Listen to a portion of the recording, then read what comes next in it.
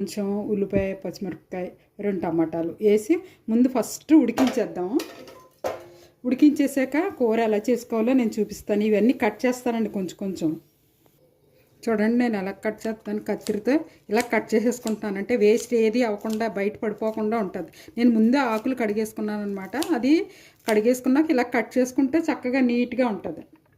చూడండి దీనికి సరిపడిన సాల్ట్, ఉప్పు కూడా కారం కూడా వేసేసాను. ఇది పొయ్యి మీద పెట్టుకుందాం మనం.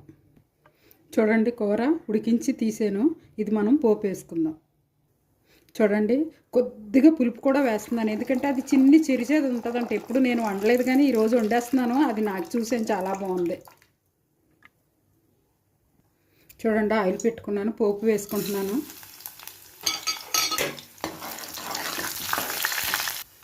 చూడండి పోపు అయిపోయింది. మనం కూర వేసేసుకుందాం. అంతేనండి, గొలుపు కూర రెడీ అయిపోయింది. ఓకేనండి, బాయ్.